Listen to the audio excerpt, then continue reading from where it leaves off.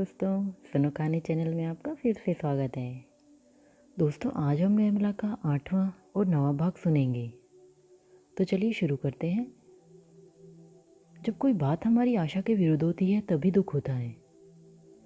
मनसाराम को निर्मला से कभी इस बात की आशा नहीं थी कि वे उसकी शिकायत करेंगी, इसलिए उसे घोर वेदना हो रही थी। वह क्यों मेरी शिकायत करती है, क्या चाहती है? यही ना कि मेरे पति की कमाई खाता है, इसके पढ़ने लिखाने में रुपए खर्च होते हैं।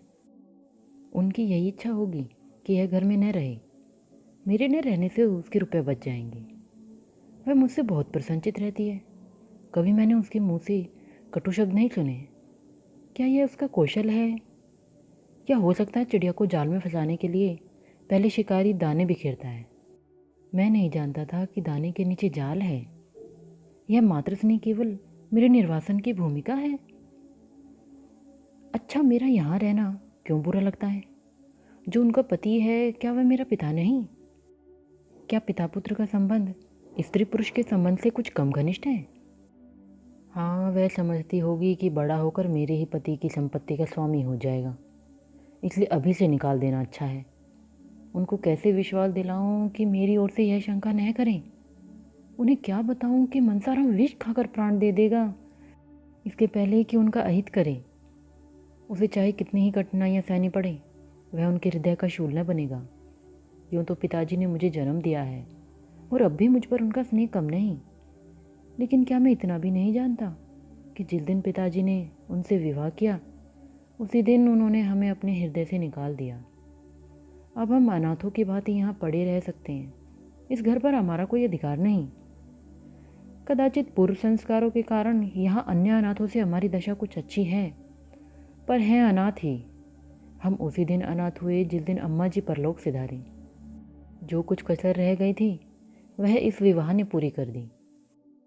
मैं तो खुद पहले इनसे कोई विशेष संबंध न रखता था। अगर उन दिनों पिताजी से मेरी शिकायत करती तो शायद मुझे इतना दुख न होता। मैं तो उस आघात के लिए तैयार बैठा था। संसार में क्या मैं मजदूरी भी नहीं कर सकता? लेकिन बुरे वक्त में इन्होंने चोट की।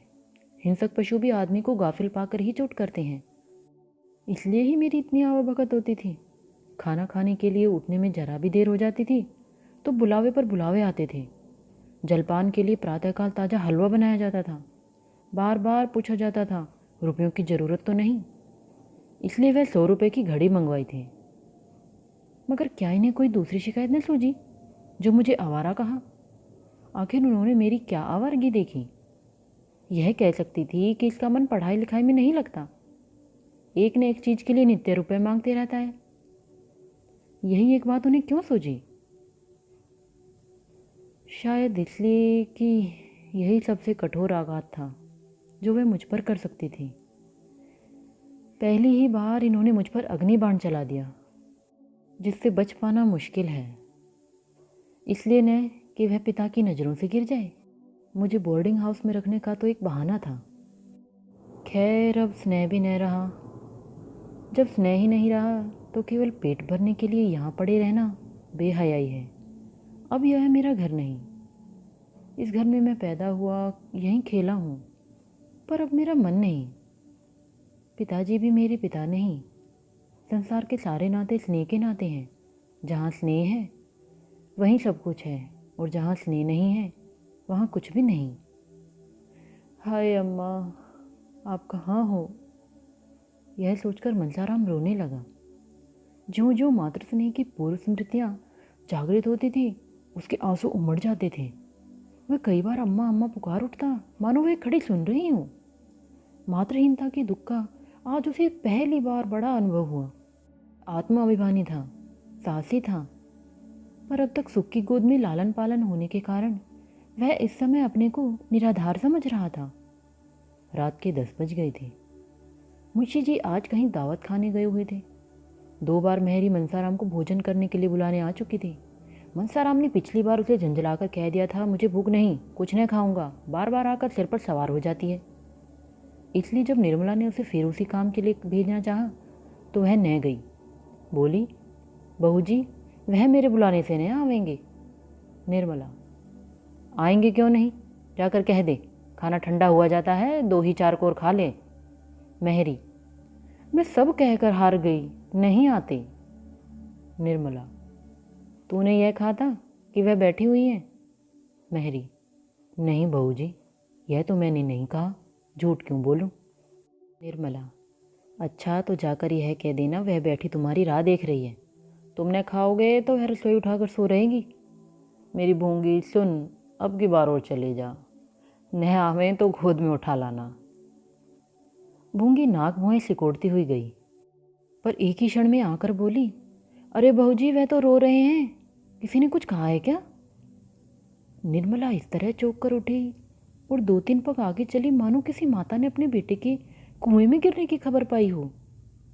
वह फिर ठिठक गई और भूंगी से बोली, रो रहे हैं?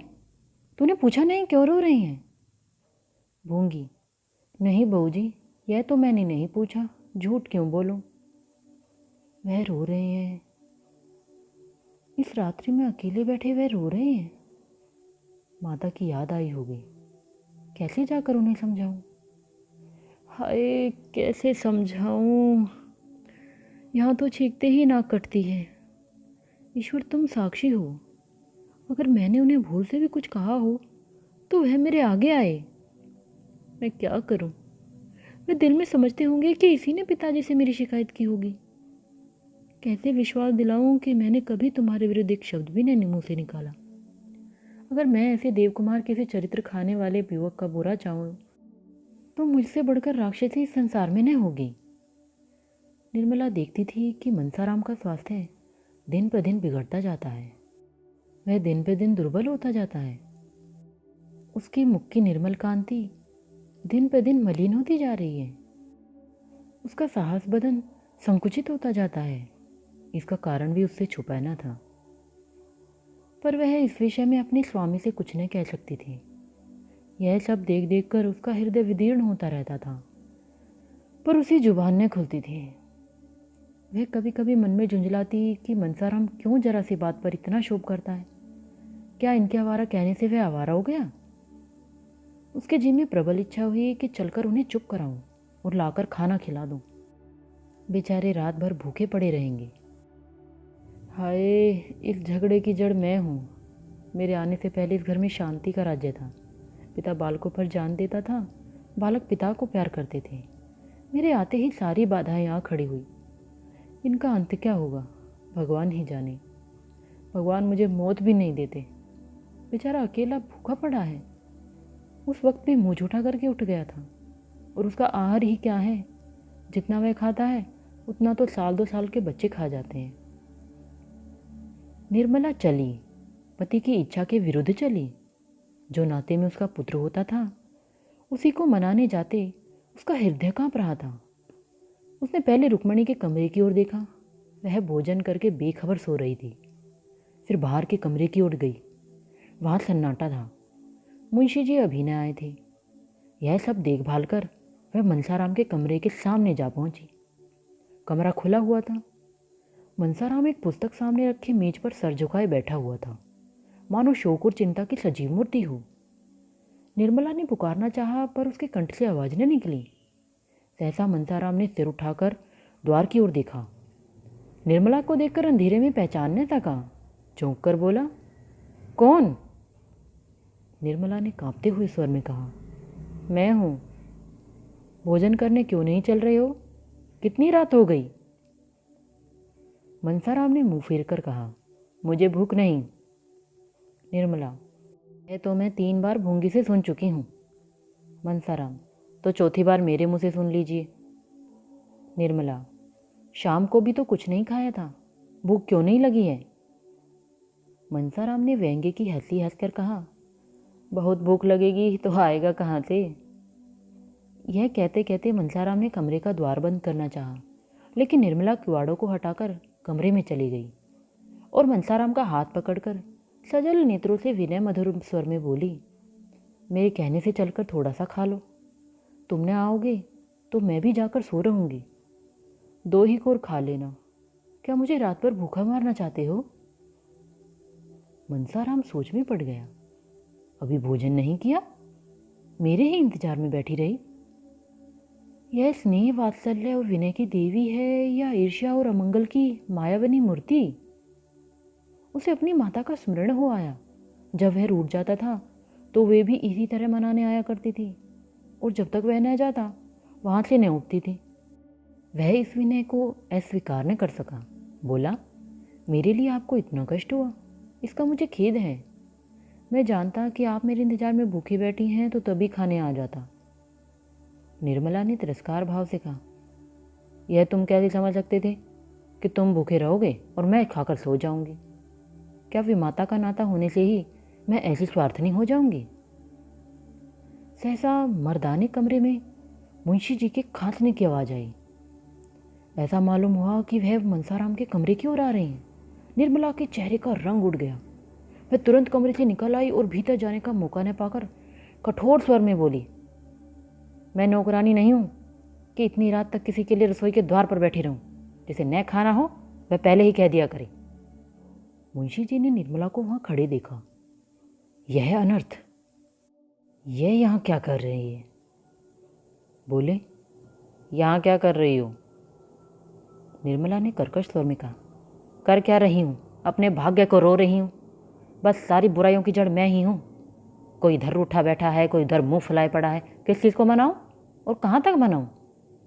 मुंशी जी कुछ चकित होकर बोले, बात क्या है?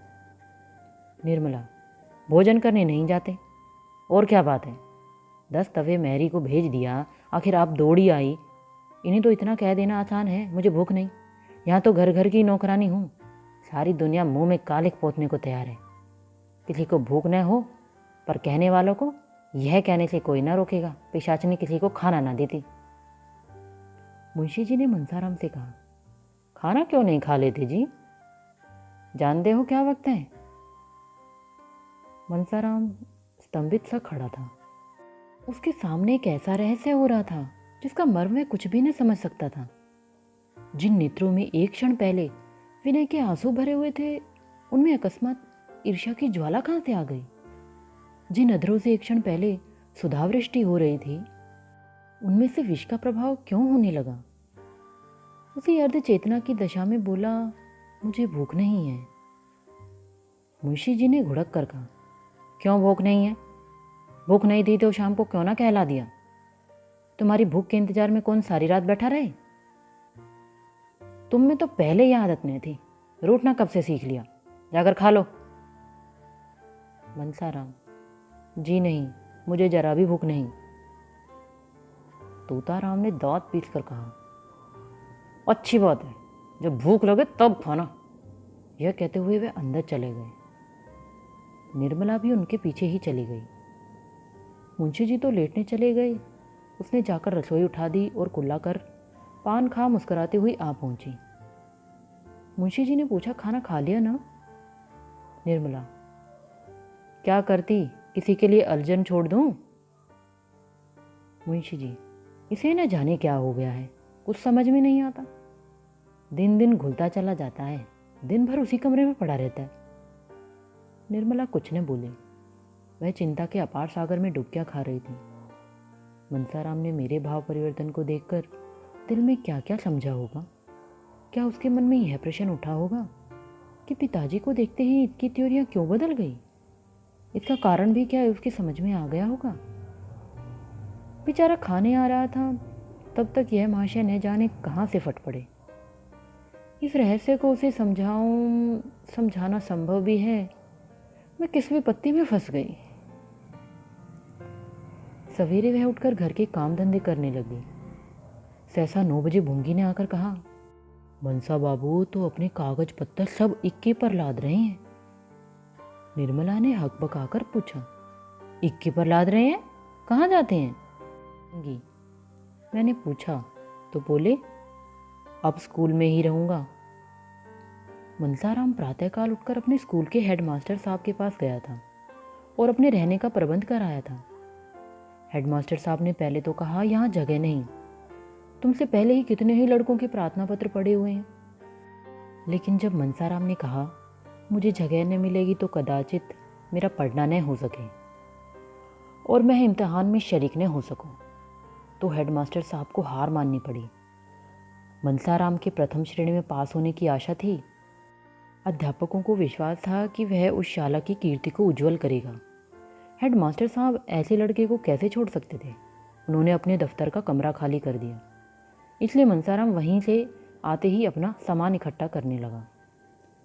मुंशी जी ने कहा, अभी ऐसी क्या जल्दी है, 2-4 दिन में चले जाना। मैं चाहता हूँ तुम्हारे लिए कोई अच्छा सा रसोइया ठीक कर दूँ। मनसाराम, वहाँ का रसोइया बहुत अच्छा भोजन पकाता है। मुंशी, अपने स्वास्थ्य का ध्यान रखना, ऐसा ना हो कि पढ़ने के पीछे स्वास्थ्य खो बैठो। मनसा, वहाँ 9 बजे के बाद कोई पढ़ाई नहीं कर पाता और सबको नियम के साथ खेलना पड़ता है। मुंशी जी, बिस्तर क्यों छोड़ देते हो, सोओगे किस पर? मनसा, कंबल लिए जाता हूँ, बिस्तर की ज़रूरत नहीं। मुंशी जी, कहार जब तक तुम्हारा सामान रख रहा है जाकर कुछ खा लो, रात भी तुमने कुछ नहीं खाया था। मनता, वहीं खा लूँगा, रसोइये से भोजन बनाने को कह आया हूँ, यहाँ खाने लगूंगा तो देर होगी। घर में जियाराम और सियाराम भी भाई के साथ जाने की जिद कर रहे थे। निर्मला उन दोनों को बहला रही थी, बेटा वहाँ छोटे लड़के नहीं रहते, सब काम अपने हाथ से करना पड़ता है। एकाएक रुक्मणी ने आकर कहा, तुम्हारा वज्र का हृदय है महारानी। लड़के ने रात भी कुछ नहीं खाया, इस वक्त भी बिना खाए पिए चला जा रहा है, और तुम लड़कों को लिए बातें कर रही हो। उसको तुम जानते नहीं हो। यह समझ लो कि वह स्कूल नहीं जा रहा, वनवास ले रहा है, लौट कर फिर न आएगा। यह उन लड़कों में से नहीं जो खेल में मार भूल जाते हैं, बात उसके दिल पर पत्थर की लकीर हो जाती है। निर्मला ने कातर स्वर में कहा, क्या करूं दीदी जी, वह किसी की सुनते ही नहीं। आप जरा जाकर बुला लें, आपके बुलाने से आ जाएंगे। रुक्मणी, आखिर हुआ क्या जिस पर भागा जाता है। घर से उसका जी कभी न उचाट होता था। उसे तो अपने घर के सिवा और कहीं अच्छा नहीं लगता था। तुम्ही ने कुछ कहा होगा या उसकी कुछ शिकायत की होगी। क्यों अपने लिए कांटे बो रही हो रानी, घर को मिट्टी में मिलाकर चैन से ना बैठने पाओगे। निर्मला ने रोकर कहा, मैंने उन्हें कुछ कहा हो तो मेरी जुबान कट जाए। हाँ, सौतेले माँ होने के कारण बदनाम तो हूँ ही। आपके हाथ जोड़ती हूँ, जाकर जाइए, उन्हें बुला लाइए। रुक्मणी ने तीव्र स्वर में कहा, तुम क्यों नहीं बुला लाती? क्या छोटी हो जाओगी? अपना होता तो क्या इसी तरह बैठी रहती? निर्मला की दशा उस पंखहीन पक्षी की तरह हो रही थी जो सर्प को अपनी ओर आते देखकर उड़ना चाहता है पर उड़ नहीं सकता, उछलता है और गिर पड़ता है, पंख फड़फड़ा कर रह जाता है। उसका हृदय अंदर ही अंदर तड़प रहा था पर बाहर न जा सकती थी। इतने में दोनों लड़के आकर बोले, भैया जी चले गए। निर्मला मूर्तिवत खड़ी रही, मानो संज्ञाहीन हो गई हो। चले गए? घर में आए तक नहीं, मुझसे मिले तक नहीं, चले गए? मुझसे इतनी घृणा?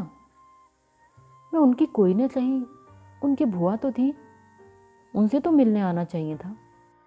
मैं यहाँ थी ना, अंदर कैसे कदम रखते, मैं देख लेती ना, इसलिए चले गए। मनसाराम के जाने से घर सूना हो गया।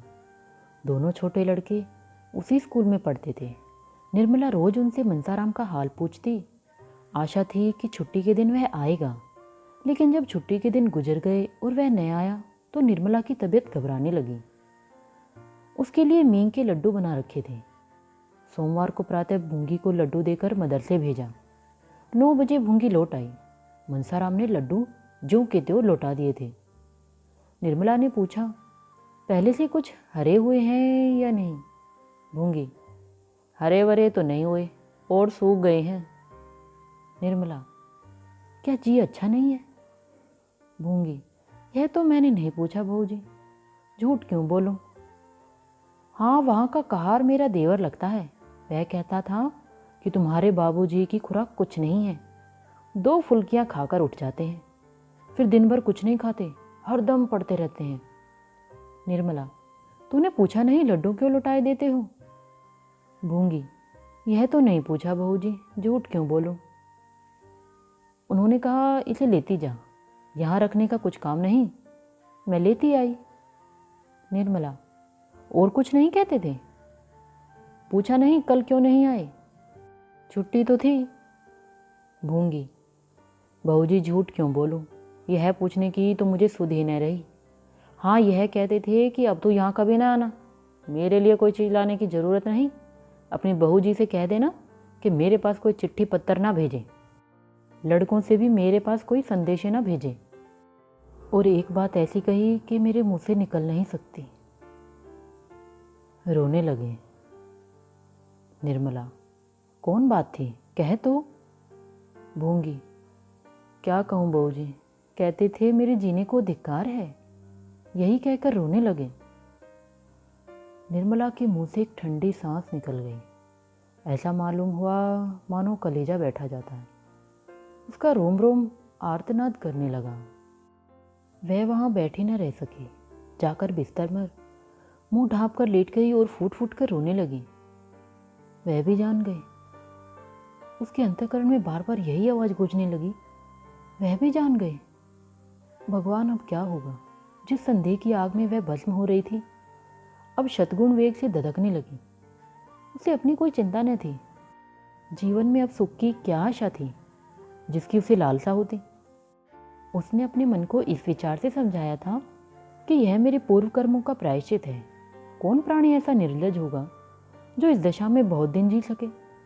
कर्तव्य की बेदी पर उसने अपना जीवन और उसकी सारी कामनाएं होम कर दी थी। हृदय रोता रहता था, पर मुख पर हंसी का रंग भरना पड़ता था। जिसका मुंह देखने को जीना चाहता था, उसके सामने हंस हंस कर बातें करनी पड़ती थी।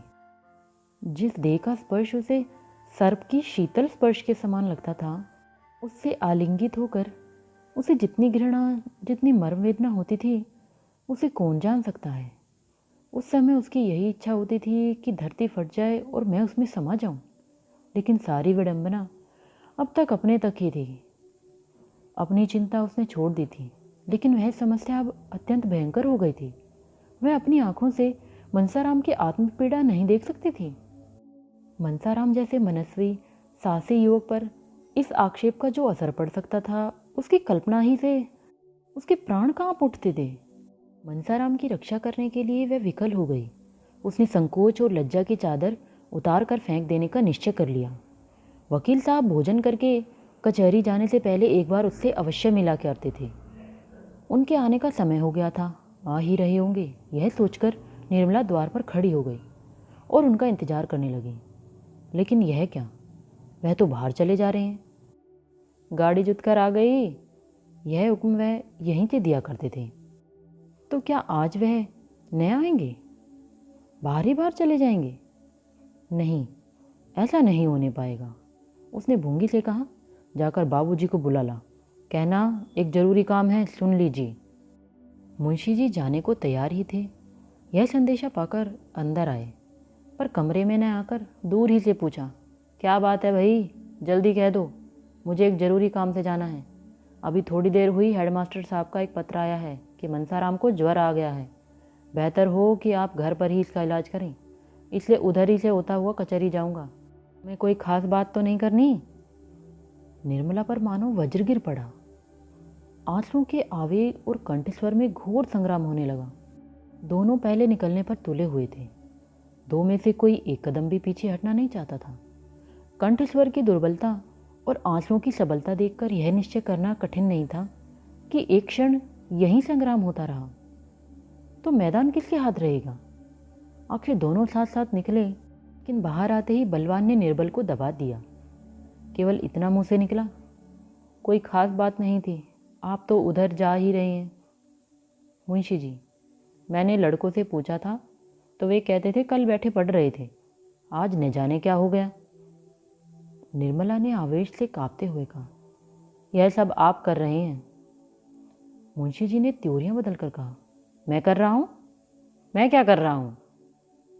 निर्मला, अपने दिल से पूछिए।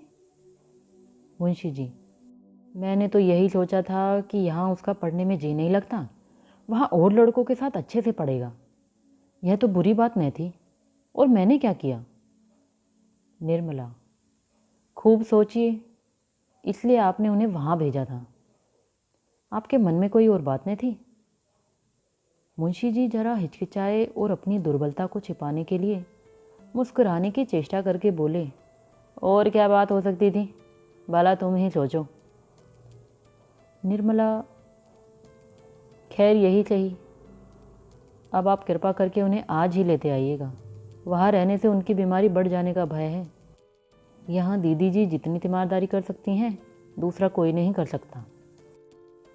एक क्षण के बाद उसने सिर नीचा करके कहा, मेरे कारण न लाना चाहते हो तो मुझे मेरे घर भेज दीजिए, मैं वहाँ आराम से रहूँगी। मुंशी जी ने इसका कुछ जवाब न दिया, बाहर चले गए और एक क्षण में गाड़ी स्कूल की ओर चली। मन, तेरी गति कितनी विचित्र है, कितनी रहस्य से भरी हुई है, कितनी दुर्भेद्य है, तो कितनी जल्दी रंग बदलता है। इस कला में तो निपुण है। आतिशबाज की चरखी को भी रंग बदलने में कुछ देर लगती है, पर तुझे रंग बदलने में उसका लक्षांश समय भी नहीं लगता। जहाँ अभी वात्सल्य था, वहाँ फिर संदेह ने आसन जमा लिया। वह सोचते थे, कहीं उसने बहाना तो नहीं किया है। दोस्तों, आपको आज की कहानी कैसी लगी कमेंट करके ज़रूर बताइए और चैनल को सब्सक्राइब करना ना भूलें। तो चलिए मिलते हैं अगली वीडियो में, तब तक के लिए गुड बाय।